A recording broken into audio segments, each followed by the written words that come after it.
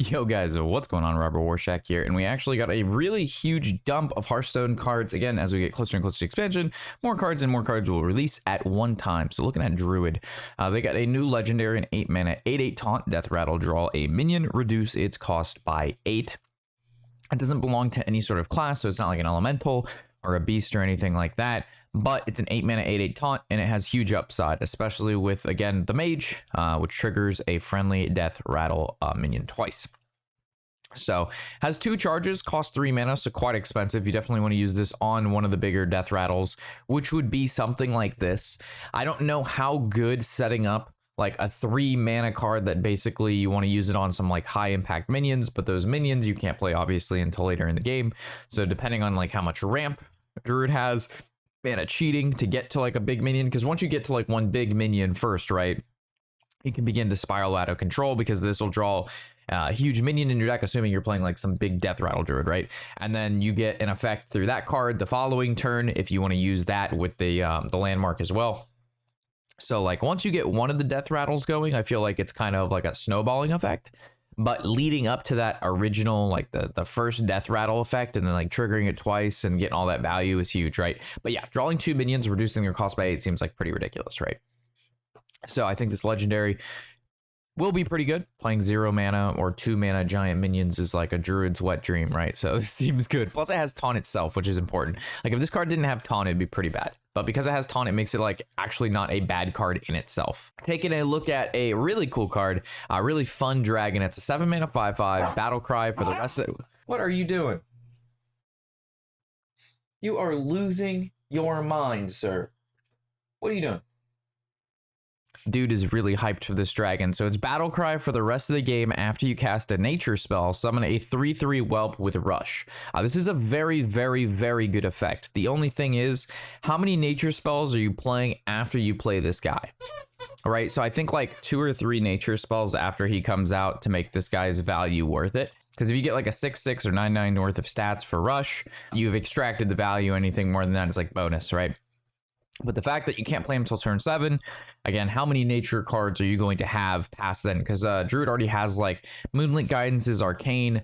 There is a decent amount of nature, but not as much as you'd think, right? So I do like this dragon a lot. I think he's going to be good. Of course, I'm going to play with him. But how competitive is he? Because Druid right now, they just go crazy with the Celestial Alignment, or they're just like a token deck. There's not really like a value / just a big Druid deck that's competitive, and all big Druid decks are normally kind of a meme. But regardless, I do like this card a lot, and we'll play it. Also reminds me, I think Zeddy posted, it looks like a chia pet. So this shit does look kind of like a chia pet. This next card isn't like flashy or anything. It is a nature card, so we do like to see that. We have some chia pet synergy. It's a 2 mana deal 2, summon a 2/2 Treant. So Treants, they've been part of the Druid package for a long time now. They're part of the token package. This is just a really good, just 2 mana, deal 2, summon a 2/2. Develops ward, does damage. You can hit a minion or hit face. It has a lot of versatility there. So this is just a really, really solid early game Druid card that like you'll play this card. Taking a look at Hunter. Hunter got Frenzied Fangs. It's a 2 mana, summon 2 2/1 bats, infuse 3, give them 1+2. 2 mana 4/2. And it has upside. It doesn't belong to any spell school, but yeah, 2 mana 2/1. I mean, it seems fine, right? Like just an okay Hunter card. It's a good face Hunter card. You summon 2 minions. They have 4 attack in between them. Seems like okay. Seems like a really good arena card. The Spirit Poacher. It's a 2 mana 2/2 Battlecry, summon a random dormant wild steed. So the wild steeds kind of change. There's a dormant for 1 turn. It has rush, and it's a 3/1. There's the Bear, which is a 2 mana 2/5 dormant for 2 turns. It has taunt. And then there is a Stag Spirit, which is a 5/4 dormant for 3 turns, but then it gives a 4/2 Great Bow. So there's a lot of different, there's 3 different spirit animals, and each one, they actually considered a beast, even though they're like spirit animals, which is kind of weird. But yeah, the Fox, the Bear, and the Wild Steed. For 2 mana 2/2, this has a good amount of value attached to it. So this seems like a really good card to me. We have the Batty Guest. It's a 1 mana 1/1 death rattle, summon a 2/1 bat. Seems good. I don't know why you wouldn't play this in any sort of aggressive Hunter deck. Oh, hi, dude. Do you want to remind the viewers that they need to subscribe and like and comment the video so I can get you cool toys like this one that squeaks and annoys the shit out of me? Oh, you want me to throw it? Okay. Moving to Demon Hunter. Demon Hunter got some really interesting things. So we have the Magnifying Glade. It's a 3-mana 2/2. After your hero attacks, draw until you have 3 cards. So very aggressive Demon Hunter this fits into. Like, very low curve. You play this when your hand's empty, you swing, you play your whole hand again, you swing. That probably is why it has 2 durability and only 2 attack, is because basically, I don't want to say it's like a divine favor, but I don't know. It's just, I don't like, while its effect is exceedingly powerful, you want to play this and attack with it when you have no cards. But the thing is, Demon Hunter wants to always attack with its face every turn. So if you have this in the opener, or you still have like let's say worst case, it draws 2 cards. Is the 3-mana 2/2 weapon that basically would say when it attacks, draw a card good enough? Would you play a 3-mana 2/2 attack, draw a card? I think that's barely on the cusp of playable. If it draws 2, it's instantly really great. But I'm looking at like Warriors Outriders Axe, right? And it's a 4-mana 3/3. You basically draw 3. And I don't know. I don't think this is actually good enough to see play. I think this will get tested in like a super aggro Demon Hunter, and it might be okay, but I don't see this being like a deck you'd probably build around unless you're like memeing like me. The next card is not a warrior card. It's actually this card. It's a 4-mana 7/7. This card's big boy. Battlecry, discard your hand. Death Rattle, draw 3 cards. So if you have no hand, and it's good. Actually, so if you have no hand, it's good. If you have 1 card in your hand, it's good. And even if you probably have 2 cards in your hand, it's good. This is, again, looking like a very aggressive Demon Hunter deck here with stuff like the Magnifying Glade and now this guy. Also interesting with this guy, Evolve for Shaman is coming back. So a Shaman can evolve a 3-drop into this guy, which I think is a big problem. I think when you make overstated low mana cards with only upside Death Rattles with bad battle cries, it makes evolve decks have those like turns where they play like a 3-mana card, they evolve it for 0 mana, or they use their like landmark card to evolve it, and they evolve like a 3-mana card into like a 7/7 draw 3. Like, that just seems like a really broken turn for 3 mana. So while this card by itself I don't think is a problem in Demon Hunter, I do think it's a problem when you start doing the high roll mechanics such as evolve, and you start being able to close out games due to just random RNG because they got a really good evolve high roll. Granted, makes for good YouTube content, makes for good clips, but in competitive Hearthstone and general feelings of people playing against you and them just hitting something like this probably doesn't feel that great. Yo, we got the Billable by Maito. This is a 2-mana 4/4. Again, very cheap mana cost, high stats, probably a bad battle cry, right? Choose a card in your hand, shuffle it into your deck. So it seems like Demon Hunter is doing what Overload Shaman used to do. Like, they would have insanely high overload prices, and they'd have very cheap mana costs, and they'd have very good stats. So instead of paying overload, you're basically using your hand to get rid of cards, which we've seen with the past couple cards, but then you have weapons to reload those cards. Again, not that exciting of a mechanic. I think the relics were cool. I think the relics are a good way to go. These minions right here, I'm not very excited about any of the 3 minions we've covered in regards to just like overstated minions with hand downsize. Like, the 4-mana 7/7's kind of okay. Again, if evolve wasn't a thing, and I don't know. It's just, I'm not a big fan of evolve being a thing when you have this happening. So not really sure much what else to say there. I've already covered the relics in some previous videos. Burden of Pride. To me, this seems like a really, really good warrior card. It's a 4-mana summon 3/1/3 jailers with taunt. If you have 20 health or less, give them +1/+1. So worst case, what is it? It's a 3/9 with taunt. Best case, it is a 6/12 with taunt. So kind of like old style Spreading Plague. Again, definitely not as good, but this looks like a very solid warrior card, because most of the time in the early stages of the game, you're not really doing anything. You're playing weapons, you're getting armor, you're drawing cards, or you're just taking a lot of damage, and then you can kind of refill your board with 3 minions here. So I do like this card a lot. I would like it a lot more if the actual jailers had a class to them, if they were like beasts or elementals, because then you could amalgam them. A lot of warriors do play the amalgam card, so because they don't belong to any class, amalgam with the warrior, like, it's hard to extract more value from this, but by itself, it's probably definitely very playable. All right, we've got a shit ton of new neutrals. I'll cover the ones that, like, I guess look a little bit better than the others, but I'm not covering arena cards. 6-mana 4/7. just like old Sunstrider, but he's the new Sin Strider. Every third minion you play each turn costs 0. So as we know, playing minions, there's board space issues. So if you play more than 7 minions, you can't. With spells, which was the old one, you could do a lot of broken things because you can keep drawing, you keep playing spells. There's a lot of 0 mana spells, but for minion wise, maybe there'll be some cheat out with this guy. You play like Wisp, and then you play like a 10 mana card. Whenever you can make things be 0 mana, always tends to lead for the most part into very broken combinations of cards. So while at first glance, like only having 7 minions on the board does seem like not like he can't be that powerful, you can still, again, there's a way to cheat this guy out. You go like, and he counts as a minion himself too. So you go like Wisp, 10 mana minion, Wisp, 10 mana minion. You filled up your board, you summon 2 10 mana minions, and then maybe it's like turn 4, right? Like, again, don't know how you cheat this guy out yet. We haven't seen all the cards, but I can promise you, I'm sure there'll be some. I am sure there'll be some deck that plays this card that is going to do some crazy shit before turn 6, and you're gonna die.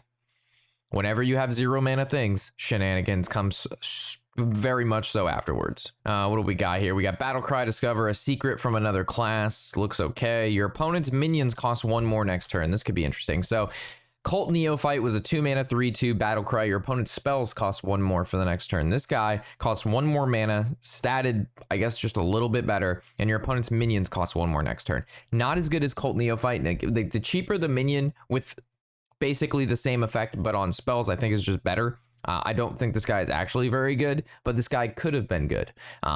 If this was like your opponent's minions cost 2 next turn and he was a 4 mana 4/4, maybe we had some wiggle room there. But things costing 1, it's 3 mana. It's not really like I don't know. I don't know why you would play this. We have a slightly decent Death Rattle here. It looks pretty big. I saw 6 mana 3/6 taunt Death Rattle, summon a 2/4 Muckmare with taunt. Yeah, never mind. I saw 6 mana. I got excited. I saw Death Rattle, and that just dude, we got Sinful Golem, 7 mana 2/2 infused 3, gain stats equal to the attack of the minions that infuse this. Okay, gain stats equal to the attack of the minions that infuse this. So big Druid.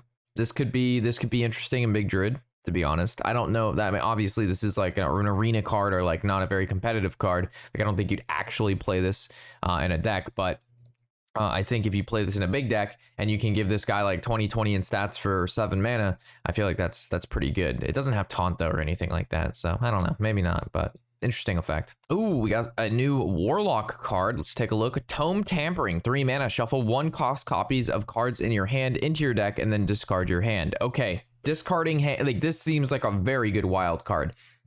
Discarding your hand, there's been a lot of discard Warlock stuff in the game for a reasonable amount of time. It's always been more so of a meme because when you discard, there's high RNG factors into what you discard, at what time you discard it, and the chance that you draw it and then discard it. But when you can just discard your whole hand and then shuffle it into your deck, and then there's cards that when you discard them, add copies back to your hand, and there's also cards that allow you to just get back all the cards you've discarded. This seems like a pretty solid card in Wild. I don't know if in Standard where the discarding will go, but I can promise you that this card will probably see play in some sort of fringe Wild deck, or maybe we'll get more discard mechanics later in the game, and maybe it'll be good, but probably not. Discard has never really been competitive, but because Wild is so just full with discard stuff over the years, I'm sure this will find a way into a discard deck. All right, Mage got a new 1 mana 1/3 Battlecry. Discover a spell. If your opponent guesses your choice, they get a copy. So we were doing the Meta Breakers podcast, which is a podcast I do every week with Draco Cat and D-Money Games. We were talking about new stuff, and this was actually one of the mechanics. I want to say mechanics, but one of the battle cries I guessed that would be part of this expansion, which was going to be Battlecry discover something, and if your opponent guesses it, then they get a copy of that too. So which kind of cool that I talked about this like 2 or 3 weeks ago, and now we see the card that this exactly works out to. A 1 mana 1/3 good. Battlecry good. This seems like a great Mage card to play. Again, there's a lot of mind games that come with like which spell do they pick, because you could pick the best spell, your opponent thinks that you pick the best spell, they get it. But if you pick like the worst spell, you know, you're losing out on getting the value of the better spell, but then your opponent doesn't get the spell, or you go with like the middle one. Again, a lot of mind games with this card, but 1-mana 1/3s that discover cards is like, this is really good. Like, this card is very, very good. It's basically like a better babbling book with better stats, with there is some downside here. Again, your opponent picking the card gets them the card, but mind games, man, mind games. There's good chances that your opponent won't pick it every time. If you're picking the spicy picks, you know what I'm saying?